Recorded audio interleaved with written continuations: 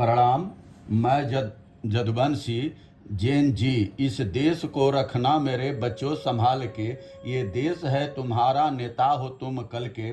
भारत सरकार से सवाल, छत्तीसगढ़ के नौजवान नक्सलियों से भी गए गुजरे हैं कि उनको सारी सरकारी सुविधाएं दे रही है और पेपर होने के बाद भी वहाँ की सरकार 7 साल से ज्वाइनिंग लेटर नहीं दे रही है। अब वहाँ के जैन जी सड़कों पर उतर रहे हैं। आप कहेंगे कि बाहरी हस्तक्षेप है। आपसे ना सरकारी स्कूल संभल रहा है ना सरकारी अस्पताल, क्योंकि वहाँ पिछड़े दलित आदिवासी मजदूरों के लोगों की सेवा का काम है।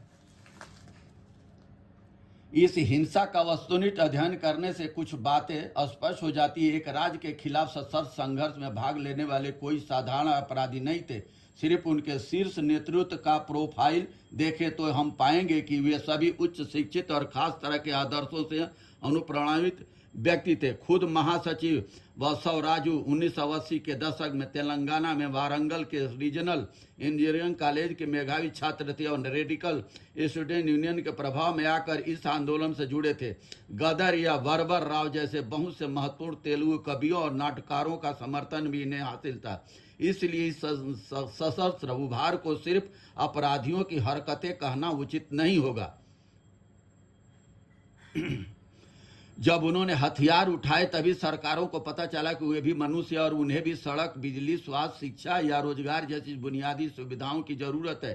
पिछले कुछ दशकों में पुलिस कार्रवाइयों के अतिरिक्त आदिवासी गांवों तक ये सुविधाएं पहुंची हैं और उनका सकारात्मक असर भी पड़ा है। सड़कों और मोबाइल टावरों से संभव हुआ सुगम संचार ने गांव वालों की जिंदगी तो सरल बनाई ही, सुरक्षा बलों की भी बेहतर ढंग से कार्रवाई करने का अवसर प्रदान कर दिया।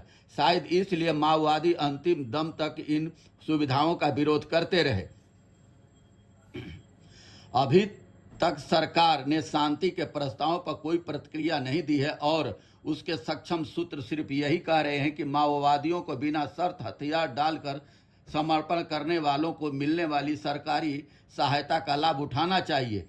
यह एक ऐसी जिद है जिसे छोड़कर लड़ाकों से वार्ता कर हथियार डलवाना सबके लिए हित में है। बहुत बहुत धन्यवाद। नमस्कार, प्रणाम।